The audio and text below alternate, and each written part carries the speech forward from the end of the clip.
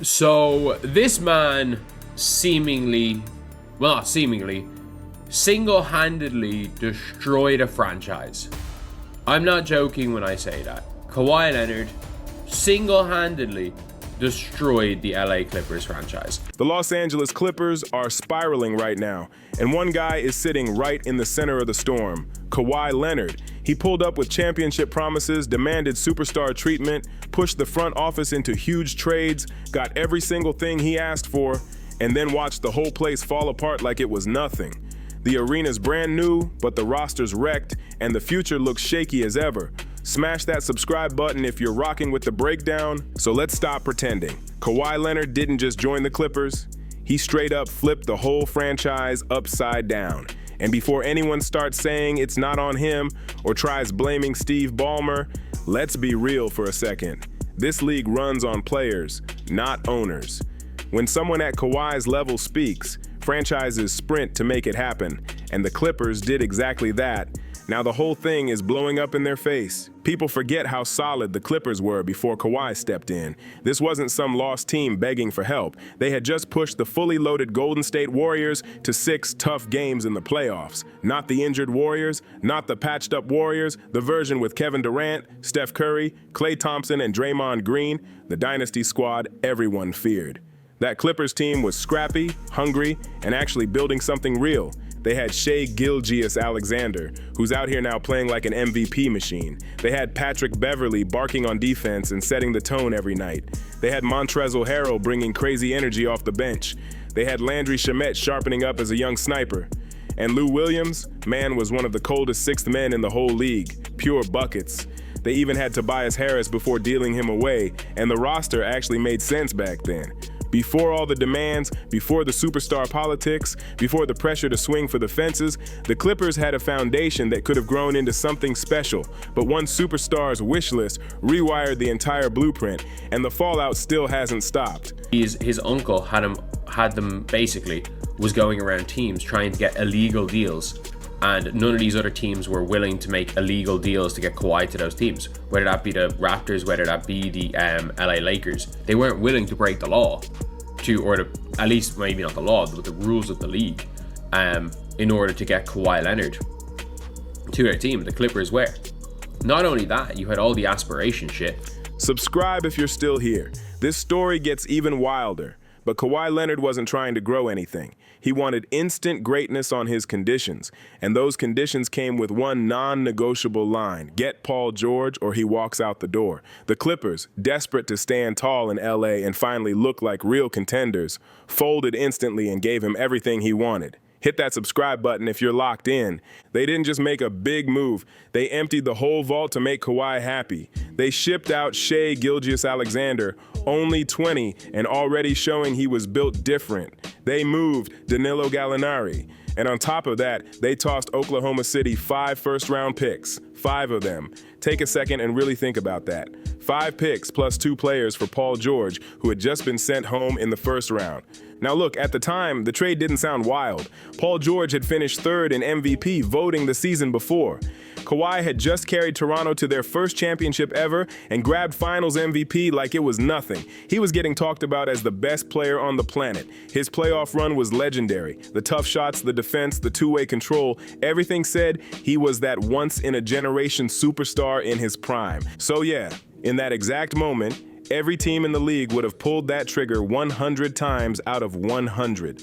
On paper, it looked like the move that would change everything. Kawhi Leonard's story somehow just keeps getting crazier, so let's just break down what we know so far. It all started when Pablo Torre discovered that around the time Kawhi signed with the Clippers in free agency, he also signed a $28 million deal with the company called Aspiration. Aspiration had raised approximately $600 million, including a $50 million investment from none other than Clippers owner Steve Ballmer. It's alleged that Kawhi's contract with the company was a no-show deal intended to circumvent the salary. But here's the real issue. Every disaster that followed links right back to running the franchise on Kawhi Leonard's clock.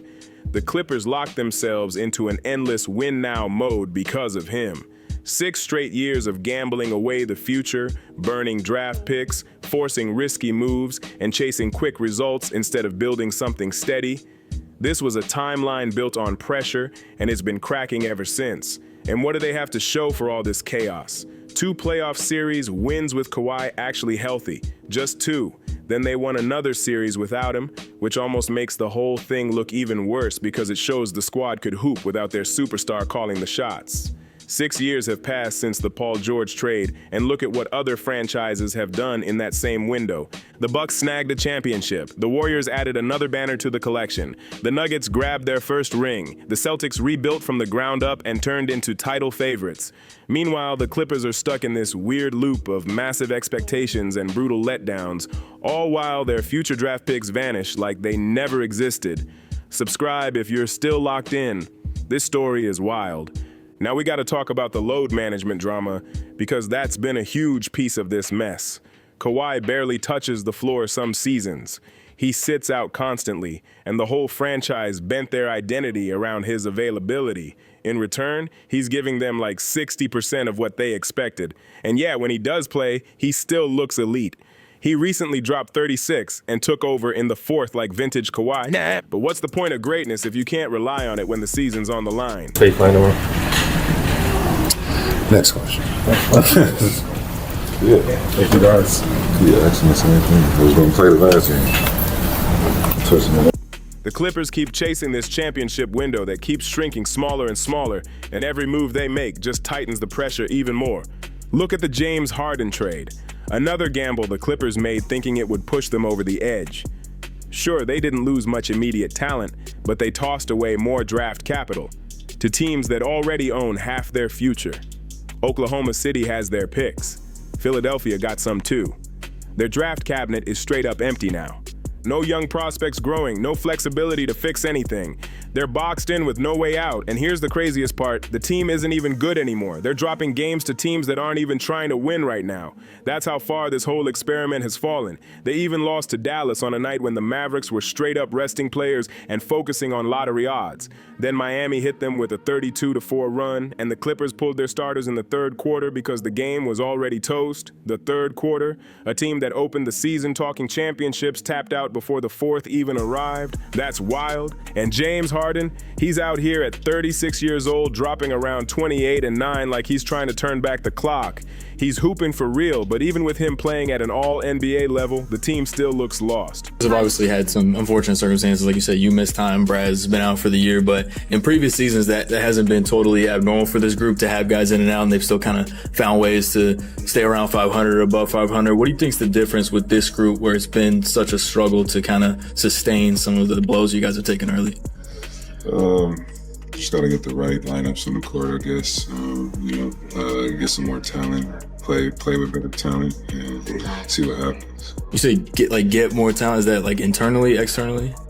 Saying like playing better. Like we all just got to play better, make shots, move the ball a little bit more, trust one another, and just be better. When your whole offense relies on a 36-year-old Harden turning into a superhero every night just to keep you in the game, something is seriously broken. Harden deserves props. He's been hooping at a crazy level. But the moment he has an off night, the whole squad falls apart like fragile glass. Look at the numbers. 25th in scoring, 27th in rebounds, 28th in assists. Those are flat-out disaster stats for a team that was supposed to fight for a title. And defensively, they're sitting at 19th in opponent points, which means they're not special on that end either. Now take a second and think about that. They've got Kawhi Leonard, one of the coldest two-way players the league has ever seen, a 2-time Defensive Player of the Year, a 2-time Finals MVP, and the team is still below average on defense? How do you have a defensive icon on your roster and still look shaky on that end of the floor? The answer is simple: load management and zero rhythm. Kawhi sits so often that the team never builds real chemistry. They never form reliable defensive rotations. Every game they're adjusting, switching, plugging holes, reacting to who's available and who's not, and that constant instability destroys any chance of building a real system that can hold up under pressure. Now we got to talk about the future. And man, it's looking rough for the Clippers. There's a real chance they might have to hand over their first-round pick this year to Oklahoma City. And right now, they're sitting near the bottom of the standings, battling teams like Sacramento. And they don't even own their own draft pick. Other teams down there are losing on purpose because the draft is stacked, and the Clippers are right next to them even though they're trying to win. That's flat out embarrassing. If this ends with Oklahoma City walking away with a top 6 or top 7 pick, that could shift the whole league for years. The Thunder are already the strongest young squad in basketball, sitting at 21-1. They've got Gilgeous-Alexander, who the Clippers handed them in the Paul George trade, and he's turned into a full-on superstar. They've got a roster loaded with young talent plus a mountain of future picks. And now they might get another premium lottery pick on top of it. That's dangerous. And let's be real, OKC doesn't miss in the draft. Whoever they select usually turns into someone who helps right away. Giving them even more ammo is wild. Meanwhile, the Clippers just opened a brand new arena. Steve Ballmer poured billions into this futuristic building, hoping to finally cement the Clippers as a big-time franchise in Los Angeles. But what's happening inside this shiny new palace? They're getting blown off the floor in front of fans who paid top dollar to watch greatness. The building is incredible, but the basketball is painful to look at. Here's the raw truth. The Clippers have slipped right back into being a joke franchise again. They're back to the era before Blake Griffin even showed up, when nobody took them seriously. Even in the Blake and Chris Paul years when they were actually good, they still weren't the top team in LA. The Lakers always owned the city, but at least the Clippers were fun, competitive, and worth watching during the Lob City run. Now, they're not competitive or entertaining. And when you're the second team in LA and you're bad, you've got nothing to stand on. No star free agents knocking on the door, no media hype, no big endorsement energy that comes from wearing purple and gold. It's like disappearing in your own city, and that's the harshest fate a franchise can face. At this point, playing for the Clippers just means paying California's high taxes to suit up for a team nobody fears anymore. What's the real difference between rocking a Clippers jersey and playing in Sacramento? Honestly, Sacramento at least has young talent and a future to believe in. The Clippers got none of that. They're rolling with aging stars who stay injured, move slow, and can't carry a franchise the way they used to. They don't have draft picks to rebuild with. They don't have young players rising into future stars. They traded all of that away chasing Kawhi Leonard's championship timeline, and the whole plan blew up in spectacular fashion. Smash that subscribe button if you're keeping up, because this mess gets even deeper. There's another layer to this saga that could make everything way worse. There have been credible talks that the Clippers made under-the-table payments to Kawhi Leonard's camp during his recruitment, and if the league decides to dig into that and finds anything shady, tampering, salary cap violations, any of that, the punishment could be massive. They could lose even more draft picks. Kawhi's contract could even be threatened. The fallout would be brutal. Now, let's be honest. A lot of teams probably bend the rules in creative ways behind the scenes. It's no secret in the league. But if the Clippers end up being the team that gets caught and made an example of, that would crush them even further. Imagine being that franchise, the one that broke rules, wrecked its future, spent all its assets, and still couldn't win anything meaningful. Steve Ballmer deserves some heat too. He's the one who approved every deal. He's the one who signed off on the contracts. He's the one who let the whole organization run in panic mode for 6 straight years. He backed every risky move like the whole franchise was on a casino table. But let's not twist it. This all started with Kawhi Leonard's demands. He pushed for the Paul George trade. He wanted the load management setup. He set the timeline the Clippers have been sprinting after ever since. And here's the wild part. If Kawhi had just joined the 2019 Clippers without forcing the Paul George move, they'd still have Gilgeous-Alexander right now, a legit superstar leading OKC, while the Clippers watch from the bottom. They'd still have every one of those draft picks. They'd still have real flexibility. They'd still have a future worth betting on. Maybe they don't walk away with a championship, but they'd be in a way better spot than the one they're stuck in right now. No question about it. So here it is, laid out plain.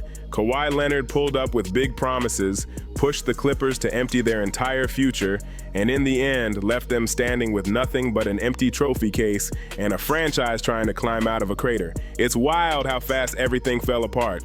If you're rocking with this breakdown, hit that like button and subscribe. We keep it real around here and drop fire NBA content all the time, and I want to hear your take too. What's your honest read on Kawhi's legacy with the Clippers? Drop it in the comments. Don't hold back.